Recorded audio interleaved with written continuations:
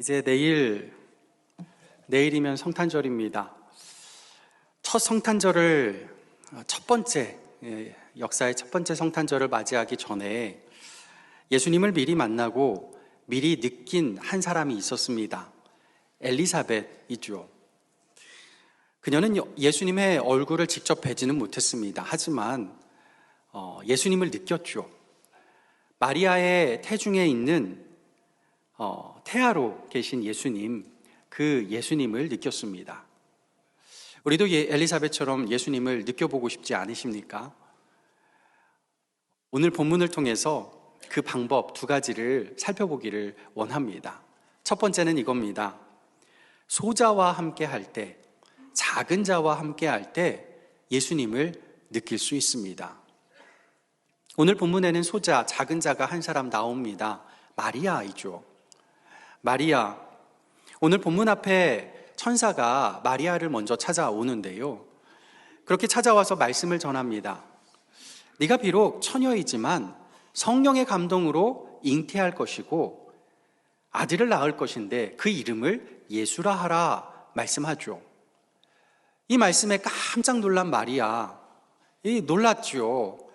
그 마리아를 진정시키시며 천사가 다시 한번 또 이야기를 합니다. 너의 친족 엘리사벳도 하나님의 능력으로 나이가 많아 임신했노라 말씀합니다. 이 이야기를 듣고 마리아는 믿음으로 아멘합니다. 아멘하고 나서 행동에 옮기지요. 그 행동이 오늘 본문의 시작입니다. 39절과 40절 말씀이 그것이죠. 이렇게 말씀합니다. 이때 마리아가 일어나 빨리 산골로 가서 유대 한 동네에 이르러 사가랴의 집에 들어가 엘리사벳에게 문안하니, 하나님 말씀에 아멘한 마리아는 지체하지 않습니다. 즉시 일어납니다. 서둘러서 빨리 갑니다. 며칠 걸리는 길에다 산골이라고 했죠. 경사진 산을 올라가야 하는 여정임에도 불구하고 서둘러서 갔죠. 그러다 보니 어떻게 됐겠습니까? 머리는 헝클어졌겠죠. 온몸은 땀 범벅, 먼지 범벅, 말 그대로 거지꼴이었을 겁니다. 소자 중에 소자요, 작은 자 중에 작은 자의 모습이었죠. 모습만 그랬을까요? 삶도 가정도 그러지 않았습니까? 아무 별 볼 일 없는 사람이었고 아무것 가진 것 없는 사람이었습니다. 그렇게 찾아간 곳이 어디죠? 엘리사벳의 집입니다. 거기서 3개월을 지내주요. 마리아가 왜 엘리사벳을 찾아갔을까요? 임신해본 여성분들은 아실 겁니다. 임신하고 나서 언제가 제일 위험한가요? 첫 번째 3개월, 첫 3개월이 그렇죠. 그래서 나 임신했어 그러면 주변 사람들이 누구나가 다 애지중지하죠. 조심조심 시킵니다. 누가 제일 그렇게 애지중지하나요? 보통은 친정엄마가 그렇죠. 근데 마리아는 친정엄마한테도 이야기하지 못합니다. 그럼 누구한테 이야기할까요? 자신의 정혼자였던 요셉에게도 말 못합니다. 주변의 이웃 사람들에게 말 못하죠. 잘못 말했다가는요, 행실 더러운 여자라고 돌에 맞아 죽을 수도 있는 거예요. 더구나 마리아가 부자라면 또 모를까, 너무 가난해서 하루 벌어 하루 먹고 사는 그런 사람이 있잖아요. 일용직 노동자로 살아가는 그런 사람인데 어디 가서 돌봄을 받을 수 있겠습니까? 티도 하나 못 내고 먹고 살아가야 되니 오늘도 나가서 일용직 일을 하고 있다 보면 어느 순간 유산 가능성도 클 수밖에 없습니다.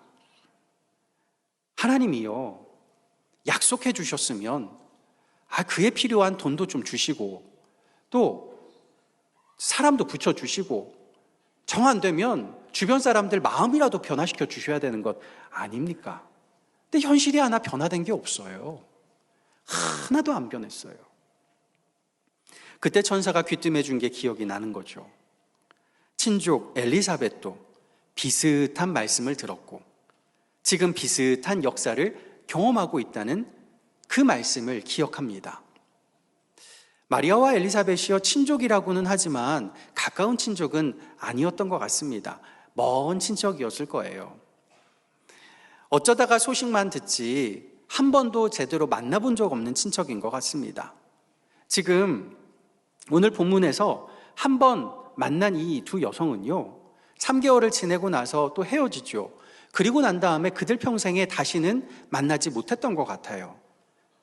어디서 그걸 알 수 있냐면, 예수님, 마리아 뱃속에 있던 예수님 태어나서 자랄 때까지, 또 엘리사벳의 뱃속에 있던 세례 요한 태어나서 자랄 때까지 다 크고 성인이 되고 예수님이 공생의 기간에 들어갈 때까지 두 사람은 만난 적이 없어요. 그러니까 이 두 가정은 먼 친척이라고는 하지만 정말 그냥 먼 친척이 아니라 먼 친척인 거예요. 하나님은 그런 먼 친척 이야기를 왜 갑자기 뜬금없이 하셨을까? 이런 생각 해보지 않았겠습니까? 아, 이게 하나님 해답이구나. 마리아가 깨달은 겁니다. 그래서 빨리 엘리사벳을 찾아간 거예요. 그리고 56절의 말씀처럼 유산 가능성이 있는 첫 3개월 동안 엘리사벳의 집에 머물며 엘리사벳의 도움을 받게 됩니다. 이게 우연일까요? 아니죠. 이건 하나님의 손길입니다. 하나님의 손길은요, 내가 예상하지 못한 사람을 통해서 찾아오고 역사됩니다. 엘리사벳은요, 마리아보다 믿음의 선배죠. 삶에서도 선배지만 믿음에서도 선배입니다. 또 엘리사벳은 율법을 잘 지키는 제사장 가문의 사람이었어요.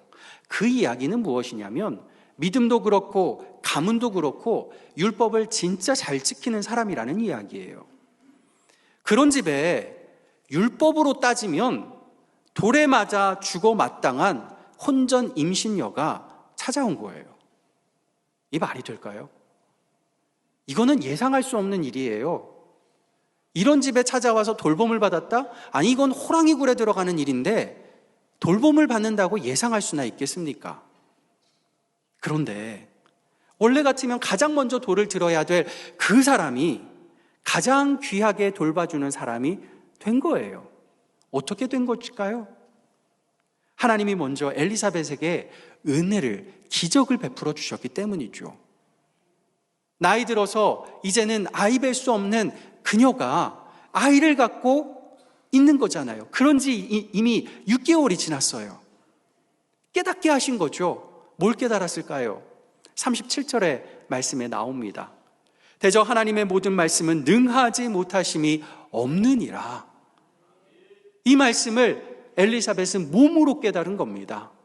나에게도 능하지 못하심이 없는 하나님, 세상적으로는 혼전 임신녀지만 마리아에게도 하나님 역사하셔서 성령으로 잉태케 하신 것을 깨달아 한 것입니다. 예수님의 사람은 하나님이 친히 주선해 주시는 만남을 경험합니다. 여러분에게도 그러한 만남의 축복이 있기를 간절히 축복합니다.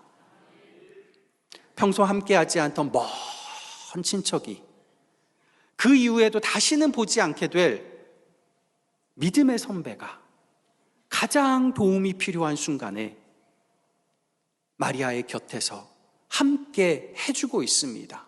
돌봐주고 있습니다. 마찬가지로요, 예수 그리스도의 보혈의 역사는 먼데 살던 이방인 우리들을 예수의 몸된 교회 공동체 안으로 불러주셨습니다. 하나 되게 하셨어요. 교회를 통하여 위로받게 하셨습니다.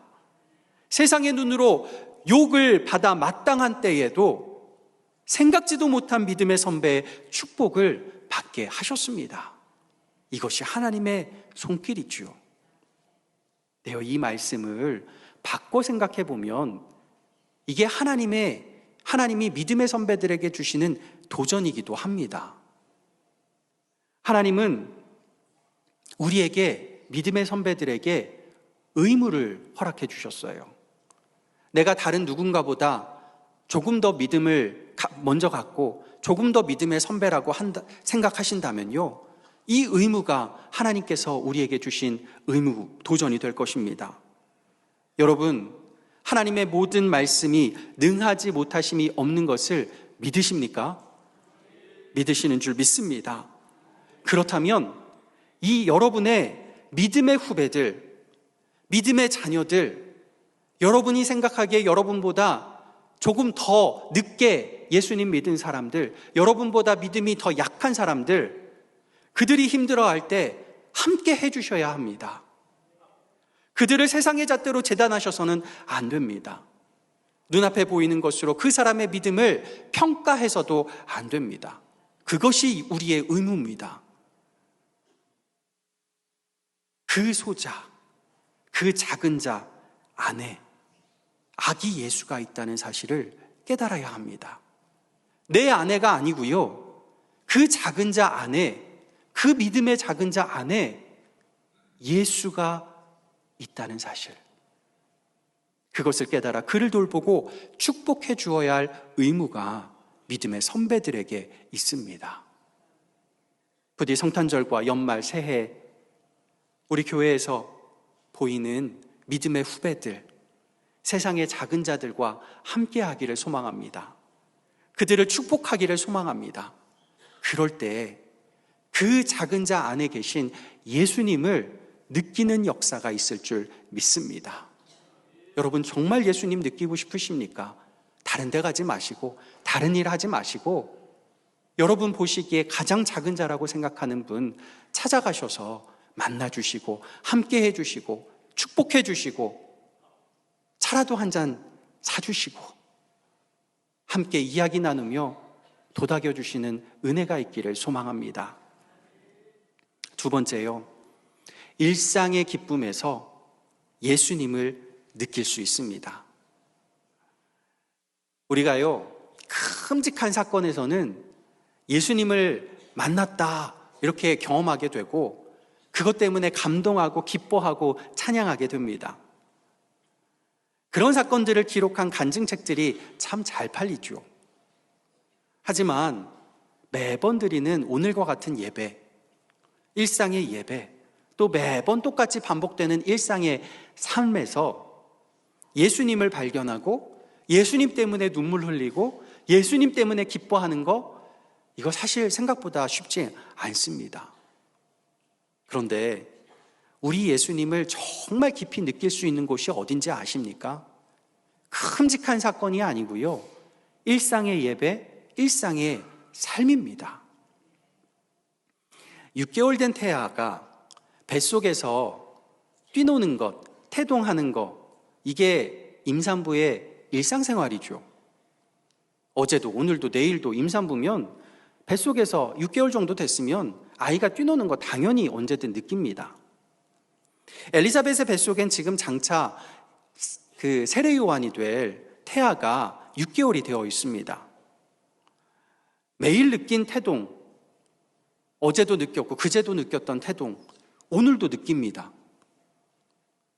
그런데 그녀는 오늘의 태동을 예수님 만남의 기쁨으로 해석하고 있어요. 어떻게 그럴 수 있었을까요? 41절에서 44절까지 말씀 제가 읽어드리겠습니다. 엘리사벳이 마리아가 문안함을 들으매 아이가 복중에서 뛰노는지라. 엘리사벳이 성령의 충만함을 받아 큰 소리로 불러 이르되 여자 중에 내가 복이 있으며 내 태중의 아이도 복이 있도다. 내 주의 어머니가 내게 나아오니 이 어찌 된 일인가? 보라, 내 문안하는 소리가 내 귀에 들릴 때에 아이가 내 복중에서 기쁨으로 뛰놀았도다. 내 복중의 태아가 기쁨으로 뛰놀았다, 이렇게 말하죠. 근데요, 뛰놀아도 기쁨으로 뛰는 건지 아니면 그냥 뛰는 건지 어떻게 구분할 수 있을까요? 그리고 이걸 어떻게 예수님을 만난 사건으로 해석해낼 수 있을까요? 엄마 되어보신 분들에게 한번 질문해 보고 싶습니다. 임신하셨을 때 태아가 뛰노는 태동 많이 경험해 보셨죠? 이게 태아가 기뻐서 뛰는 건지 그냥 발차기 한번 해보고 싶은 건지 어떻게 구분하실 수 있으세요? 구분하셨나요? 아마 구분하셨을 거예요. 구분하셨기 때문에 여러 번 남편들 불러서 그랬겠죠. 여보, 우리 애가 지금 기뻐서 뛰고 있어. 한번 만져봐. 배를 만져보라고 했겠죠. 그런 경험들이 있으실 겁니다. 어떻게 구분할 수 있었을까요? 어떻게 구분할 수 있을까요? 엄마의 느낌으로 태아의 느낌을 파악하는 겁니다. 엄마가 기쁘면 태아가 기쁜 거고요. 엄마가 슬프면 태아가 슬픈 거죠. 여기에 해석의 열쇠가 있습니다. 41절에 말씀하죠. 엘리사벳이 성령의 충만함을 받아. 그녀는 성령의 충만함을 받았기에 예상하지 못한 기쁨으로 충만하고 있습니다. 마리아와의 만남에서 느낀 이 기쁨, 갑작스럽게 나온 이 기쁨, 무엇일까? 예수님과의 만남, 하나님이 보내신 메시아와의 만남이란 것을 깨닫게 되고 그 기쁨을 느끼게 된 것이죠. 성령 충만은요, 신비합니다. 땅을 진동시키기도 하고요, 예언하기도 하고 방언하기도 합니다. 그런데 때로는 너무나 평범합니다. 일상에서 느낄 수 있는 태아의 태동이 기쁨이라고 해석한 이 느낌이 성령의 충만이라 오늘 본문은 말씀하고 있어요. 우리 일상의 삶에서 매일 반복되는 가족 관계에서, 설거지에서, 방 청소에서, 애보기에서, 또 직장 생활에서, 서류 작성에서, 상사와의 미팅에서, 사소한 만남에서도 성령의 충만을 경험할 수 있습니다. 너무나 많은 우리의 삶의 순간순간마다 성령께서 충만하시고자 하는데 우리는 어떻게 합니까? 우리의 무지 때문에, 우리의 욕심 때문에, 우리의 분노 때문에, 우리 마음의 상처 때문에, 우리의 그 잘난 신앙의 자존심 때문에 성령님을 밀어내고 있는 건 아닙니까? 나 자신과 우리 주변을 한번 돌아보기를 원합니다. 나 자신이, 나와 함께하는 내 주변 사람들이 혹여나 하나님의 기쁨을 경험하지 못하고 있다면 그건 다른 누구의 잘못이 아닌 내 탓일 수 있습니다. 지금 내가 나의 일상에 임재하시고자 애타하시는 성령님을 자꾸만 밀어내기 때문일 수 있습니다. 제니 우드워드라는 전도사님이 있습니다. 이분에게 두 아이가 있는데요. 첫째 딸은 얼마 전에 하버드대에서 생물리학과 박사 졸업을 했습니다. 아마 이런 부모라면 아주 자랑하고 다닐 것 같아요. 근데 그 밑으로요, 남동생이 하나 있는데 자폐입니다. 이 전도사님도 참 똑똑하신 분이셔서 신학 공부도 정말 잘하셨고, 그래서 신학 박사하고 신학과 교수를 하는 꿈을 꾸었던 분이십니다. 그런데 둘째 아들을 낳고 모든 걸 다 포기하셨어요. 이분이 2002년도에, 그러니까 둘째가 10살이 되던 때에, 지금 시즌입니다. 성탄절을 앞두고서 이런 글을 쓰셨어요.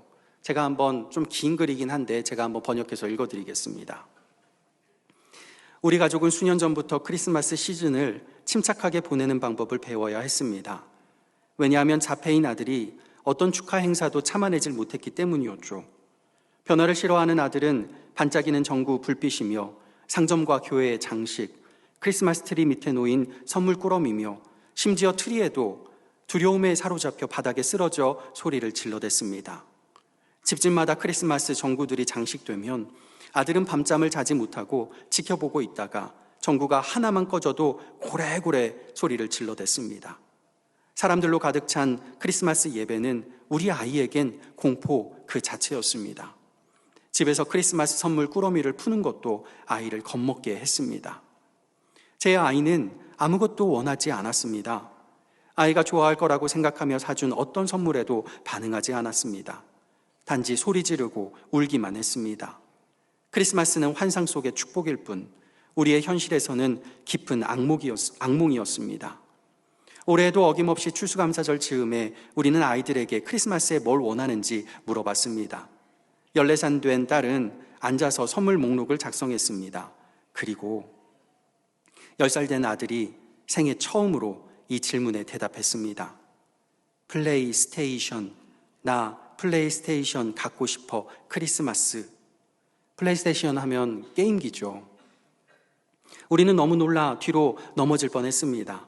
첫째 딸이 동생에게 종이를 건네며 필에 크리스마스 선물 목록이라고 썼습니다. 동생은 거기에 플레이스테이션이라고 적었습니다. 우리는 곧장 플레이스테이션을 사서 포장하고 크리스마스 트리 밑에 놓았습니다. 아이가 말합니다.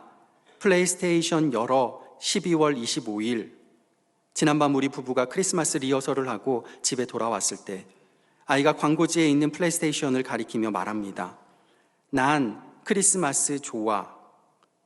내 눈에 눈물이 흘렀습니다. 너무 사소한 일인데 너무 놀라운 일이었습니다. 이번 대림절 기간 나는 우리 아이의 이기적인 작은 행동에서 역사하시는 하나님의 기적에 감사할 수 있게 되었습니다. 나는 내 아들이 소리 지르며 도망가기보다는 크리스마스의 상업 문화라도 조금 즐길 수 있게 된 것에 감사합니다. 그리고 나는 10년 전에는 결코 상상도 해보지 못했던 그리스도의 비천한 탄생의 은혜를 내 아들을 통해 이 대림절 기간에 깨닫게 하심을 진심으로 감사합니다.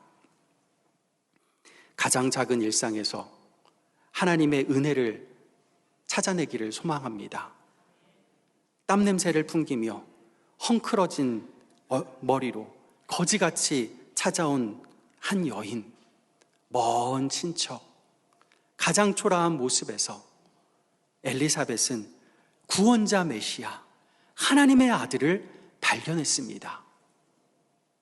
나의 멋진 모습이 아니라 나의 가장 초라한 모습, 내 남편의, 내 아내의, 내 자녀의 가장 초라한 모습에서 우리를 위한 예수 그리스도의 낮아지심을 발견할 수 있을 줄 믿습니다.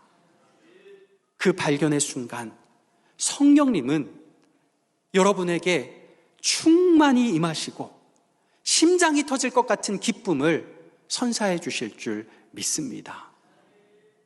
성탄절을 하루 앞두고 다시 오실 예수님을 기다리는 대림절 마지막 날, 우리 함께 모여서 예배드리고 있습니다.